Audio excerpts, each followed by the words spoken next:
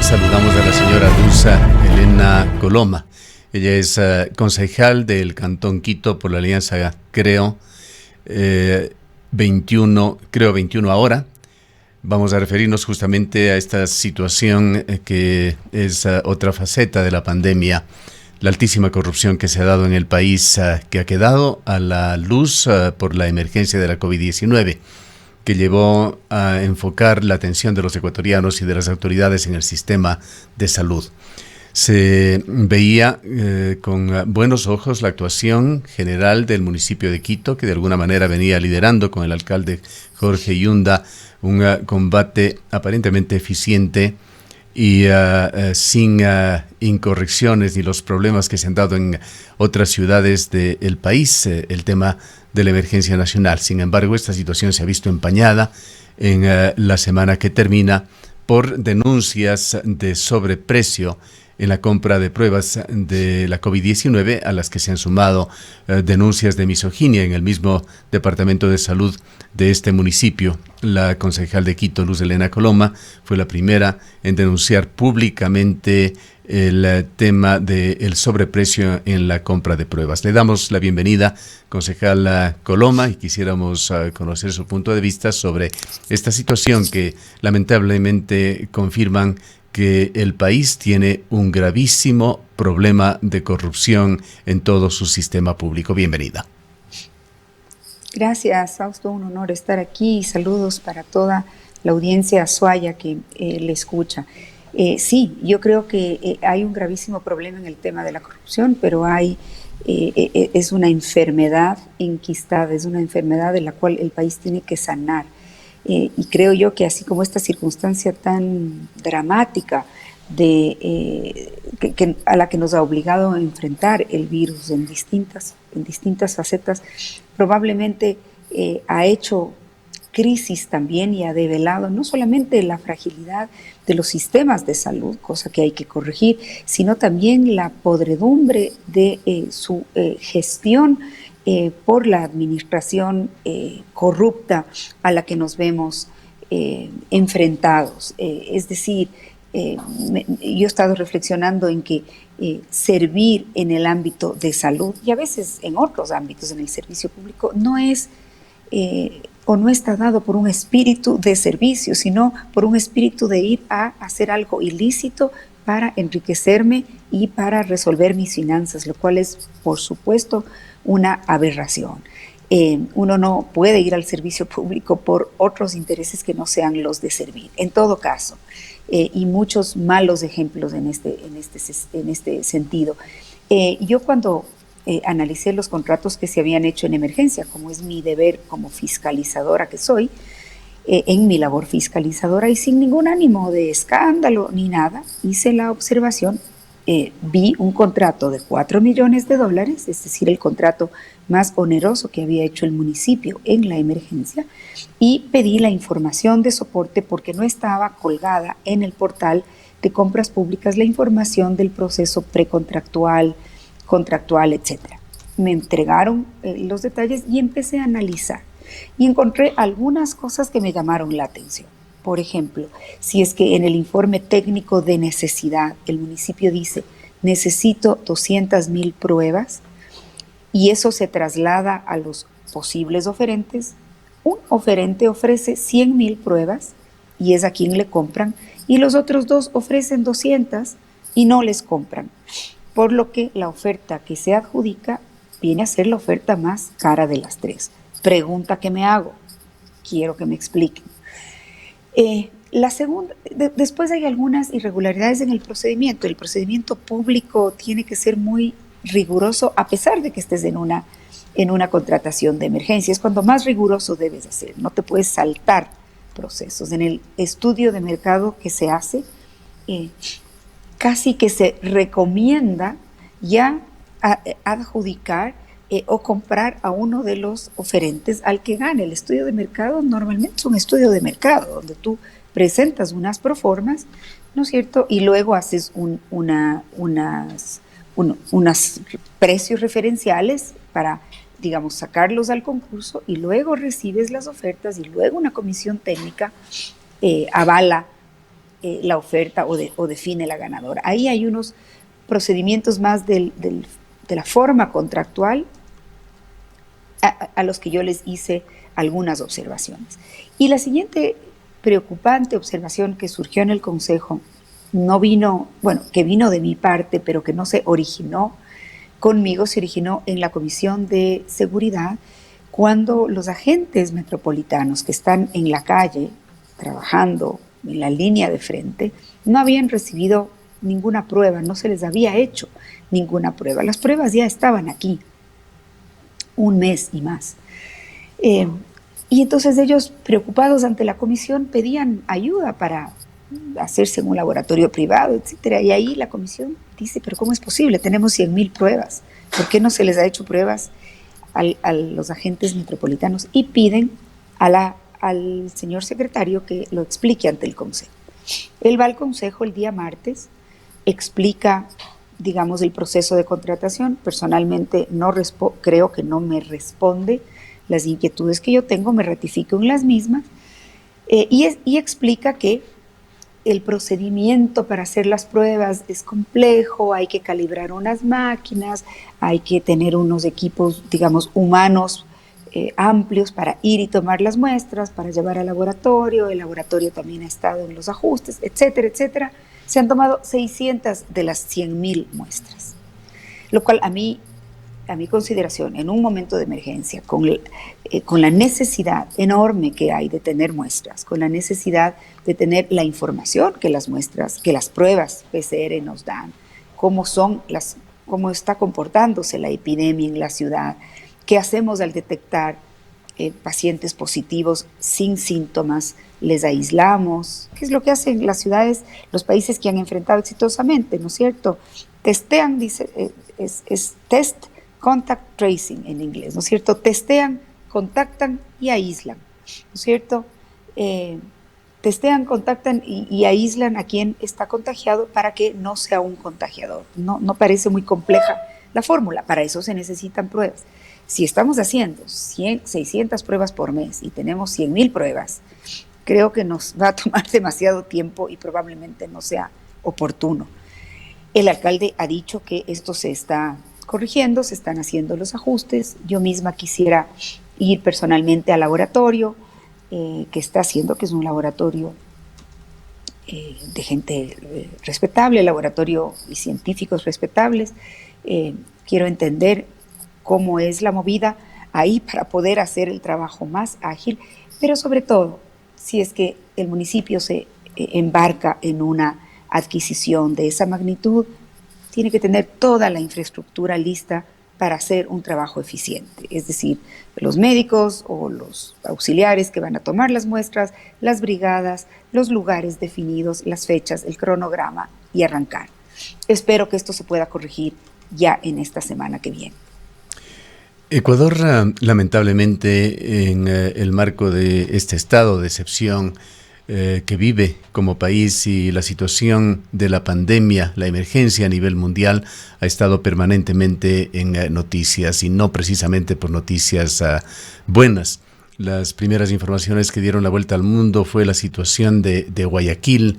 Le calificaron algunos medios internacionales como un segundo Wuhan, haciendo relación a la ciudad china en la cual se inició esta emergencia de la COVID-19. Los muertos insepultos de Guayaquil, una dolorosísima noticia que fue la que marcó la imagen de Ecuador en las primeras semanas de la pandemia. Los altos índices de mortalidad que se han dado no solamente en la provincia del Guayas, en varios cantones ecuatorianos, incluyendo aquí el cercano cantón en la provincia de El Cañar de la Troncal. Y ha estado adicionalmente la iliquidez, cuasi quiebra del gobierno ecuatoriano, que se lo atribuye fundamentalmente a la irresponsabilidad que en sucesión se ha ido dando en la administración de el Estado ecuatoriano por parte de los gobiernos. Pero a esto se ha sumado quizá el peor, el de la corrupción. Esta situación que demuestra que la escala de valores se diluyó en Ecuador para los ecuatorianos en general, pero dejan sobre todo en un pésimo predicamento a la clase política del país. Es evidente que la gran mayoría de los ecuatorianos, habrá por allí alguna excepción, se toma a esta actividad pública, la política, que debería ser una de las actividades más nobles, una actividad de servicio, se lo toma como una profesión, una especie de inversión rentable que va más allá de los altos sueldos que se perciben en el sector público comparando con aquellos del sector privado, y parece ser que la norma es el enriquecimiento ilícito. Esto se ha visto en la pandemia. Hemos reiterado esta situación. Si es que no había la emergencia nacional generada por la COVID-19, muchísimos de estos negociados que se están dando y se han dado en el sector de la salud seguramente hubiesen pasado inadvertido, y esto es lamentable. Pero concentrémonos en Quito. ¿Qué pasó con esta Secretaría de Salud del municipio de Quito? Ahora a veces se hace leña también del árbol caído, pero todos hablan muy mal de lo que estaba sucediendo en esta Secretaría de Salud con el señor Lenín Mantilla. Escuchamos a uno de sus compañeros concejales el día de ayer en FM Mundo señalar que él tenía ya sospechas concretas y que había pedido informes sobre lo que estaba pasando en la Secretaría de Salud. Se han sumado a esto denuncias en un importante portal, GK City, en el cual un reportaje también de una prestigiosa periodista da cuenta de un caso de misoginia, no un caso, varios casos. Son 7 personas, 7 mujeres que trabajaban en este departamento que realizan una denuncia bastante concreta y aparentemente documentada. ¿Qué es lo que estaba pasando en esta secretaría? Y reiteramos, esta situación empaña muchísimo una buena imagen que iba construyendo Jorge Yunda. Lamentable, sin duda lamentable. Han salido a la luz estas, como suele suceder cuando se destapa una olla de presión, estas denuncias de maltrato, de prepotencia, de misoginia, intolerable. En efecto, el concejal Omar Ceballos hace algunos meses presentó una denuncia que a su juicio y con las investigaciones y documentaciones que él tenía, era un gasto absolutamente sobredimensionado para una línea de acción en prevención de drogas que tiene la Secretaría, y que era básicamente un gran evento en el que se gastaba muchísimo dinero. Se hicieron los descargos. Yo diría que internamente a nivel administrativo no se hizo una investigación más prolija de eso, y quedó un poco en una denuncia del Consejo que siempre, como suele suceder de parte del afectado en este caso, se tira lodo a quien denuncia, y entonces dijeron que no, que eran intereses del concejal o del asesor que no se resolvieron y que por eso se denunció. Es decir, desviaron el tema, y lamentablemente en eso casi inmediatamente ya vino esta emergencia, y claro, el foco de la necesidad cambió, y el foco, por supuesto, se colocó en la acción de la Secretaría de Salud. Yo creo que no se puede, que es intolerable en una situación de emergencia poner los intereses políticos por delante. Y mi lectura personal es que este secretario, un funcionario del régimen anterior en el correísmo, un director de un hospital, tenía su agenda política también. Y esa agenda política, a mi juicio, y de lo que yo pude detectar en las conversaciones que tuve con él, estaba marcada por lo que es siempre más cómodo, ¿no es cierto decir? Las autoridades de salud están haciendo el trabajo muy mal, son un desastre, no saben de epidemiología, no están haciendo bien las cosas, bla, bla, bla. Lo cual políticamente puede ser rentable, ¿no es cierto? Esperemos que colapse el sistema de salud, que colapse la autoridad de salud, que suceda una tragedia como la de Guayaquil, que yo personalmente la atribuyo a diversos factores, pero no puedo decir es culpa de la autoridad. Hay un sistema lamentablemente que viene de mucho tiempo, muy débil en salud, muy corrupto en salud, con hospitales donde no hay insumos porque se los han robado o porque los han manejado no como un insumo, sino como un negocio. Y en esas circunstancias, digamos, se produce una pandemia que escala, se produce una epidemia, una llegada de un virus que escala muy rápido, para definir rápidamente lo de Guayaquil, obviamente en un sistema que no estaba preparado, con una ministra que no había hecho nada para preparar esa realidad, que no había importado ni hecho nada para importar ni una sola de las supuestas 1 millón de pruebas. Es decir, una tormenta perfecta. Y yo diría, de lo que entiendo por científicos también, la presencia de dengue y otras enfermedades tropicales. Entonces, tristemente se produce esta tragedia en Guayaquil, que la vemos desde aquí asustados, aterrados, y claro, políticamente es muy fácil eso atribuir a un culpable. Y yo le decía al secretario, pero entonces, ¿qué vamos a hacer nosotros para, no solamente para poner el desastre, entre comillas, causado por otros a la luz pública, sino para evitarlo aquí? ¿Cómo trabajamos? Porque no queda otra que trabajar en conjunto. Aquí estamos en el mismo barco, aquí hay que trabajar en conjunto. El Centro Metropolitano de Atención Temporal que se montó en el Bicentenario con inversión municipal, es decir, de los ciudadanos, estamos pidiendo la información exacta, pero también con donaciones del propio Ministerio de Salud, donaciones del propio COE provincial. Está ahí, con camas, con líneas de oxígeno, al momento con 12 pacientes, pero no han hecho las contrataciones necesarias de médicos para poder dar ese soporte con 370 camas al sistema público de salud, que lo necesita y lo va a ir necesitando ahora que se abra más la economía. Entonces digo yo, ¿cuál es el objeto? ¿Poner a funcionar ese centro de verdad como un soporte al sistema de salud, o decir, tenemos un centro, nos tomamos unas fotos, llevamos a unos pacientes leves y no nos metemos mucho en el lío? Yo creo que este reto enorme como país nos demanda a las autoridades locales, parroquiales, provinciales, trabajar juntos con la autoridad rectora de salud y sumar esfuerzos. No hay otra. Y así debería ser el ejercicio. En estos temas de corrupción en Ecuador, también tenemos otra constante recurrente, que es el de la impunidad en la que quedan las cosas. Y aquí quisiera corregir un dato pequeño, pero muy importante, en lo que usted señaló de 1 millón de pruebas. La intención de la exministra Andramuño, en realidad lo que ella se comprometió públicamente, era más que comprometió, anunció que estaban en camino ya 2 millones de pruebas, que si eso hubiese sido la realidad, posiblemente situaciones como la que se dieron en Guayaquil se hubiesen visto enormemente atenuadas. De las 2 millones de pruebas, estas se esfumaron, y fue el ministro de Salud que le sucedió quien tuvo que reconocer que no se había hecho ninguna gestión para esto.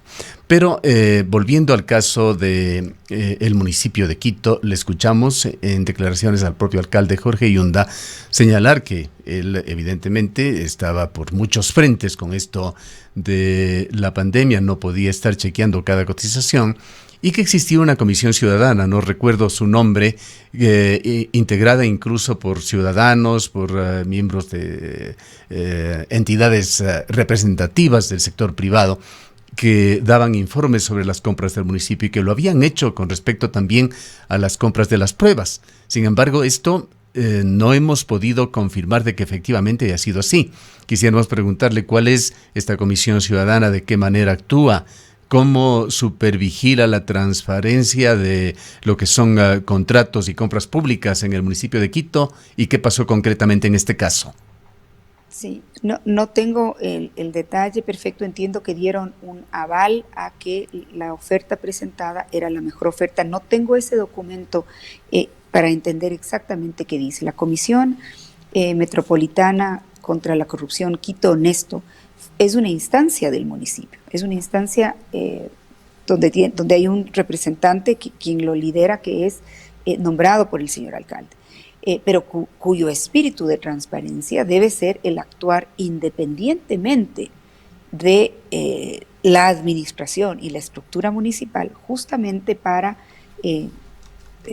detonar alarmas, para hacer análisis, para revisar procesos importantes de contratación y tener ese filtro que le pudiera dar, como repito, una señal de alarma a la administración, al señor alcalde, para que tengan que intervenir otras instancias de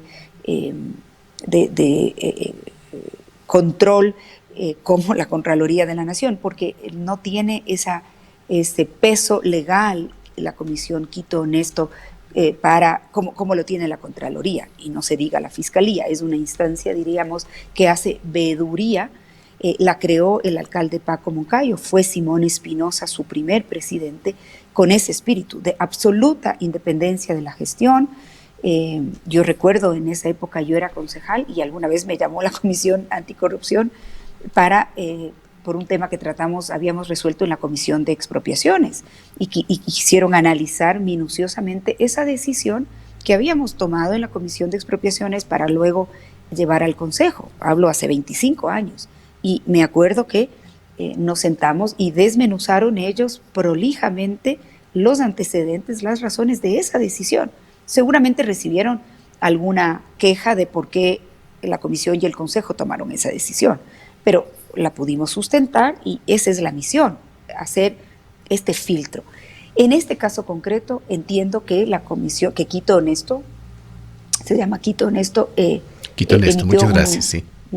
Una conformidad con esa adjudicación. No puedo decir más porque no conozco exactamente el documento.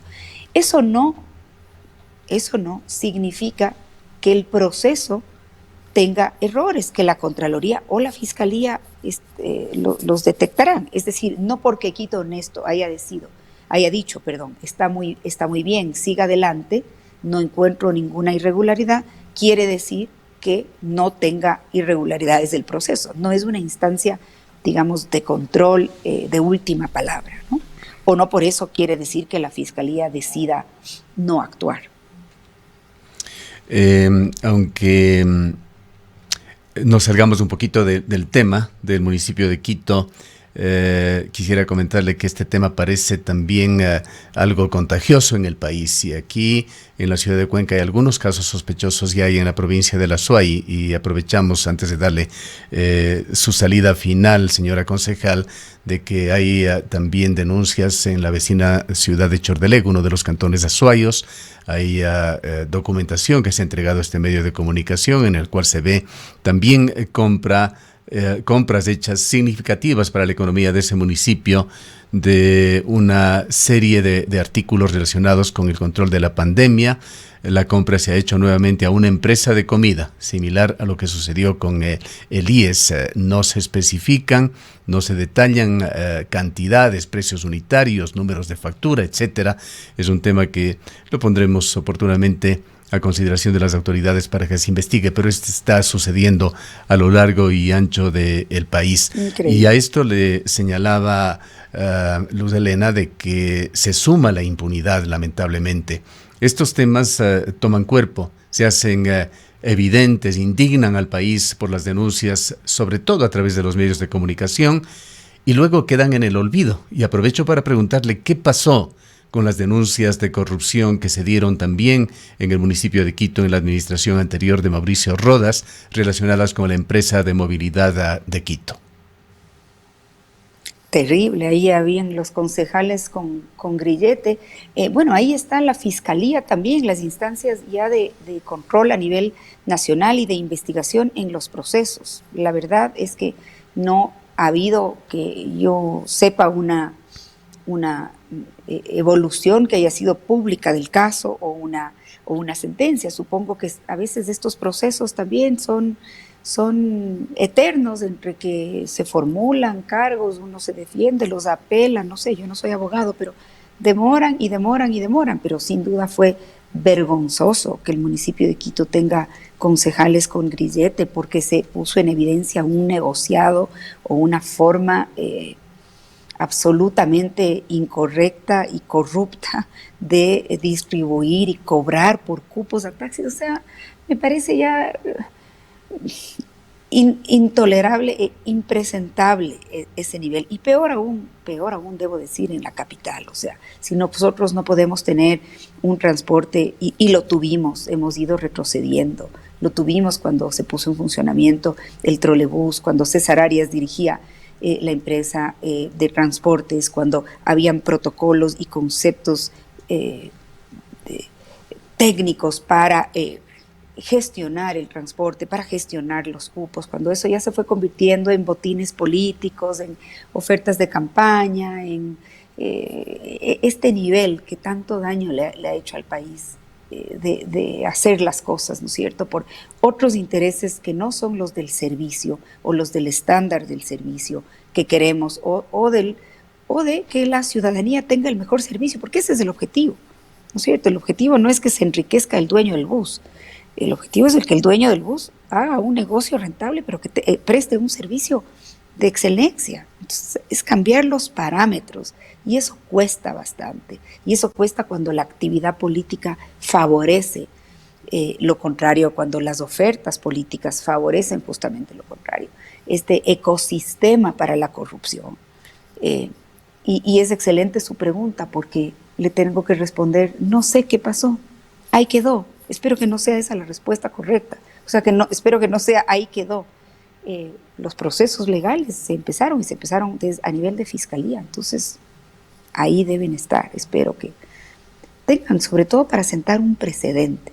Lo que sí hizo el municipio fue dar por cerrado ese proceso en cuanto a que supuestamente se habían quedado unos ofrecimientos abiertos que tenían que concluirse, que tenían que otorgarse, y dijimos, ni un solo cupo más, esto se cierra, hasta luego, chao, se acabó.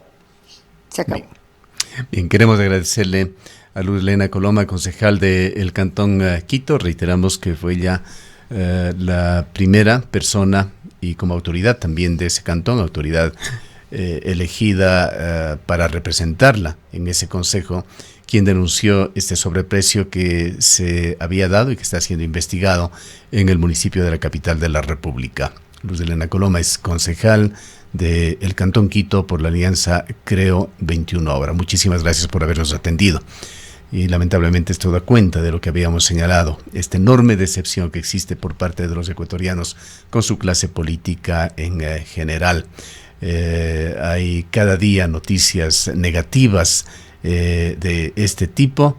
No hay hasta el momento excepciones prácticamente en el país en donde se investiga, en donde se escarba un poquito, está allí la mano de la corrupción, una situación que tiene que cambiar. Ojalá eso sea parte de esta nueva realidad que se anuncia tras el estado de excepción de la COVID-19.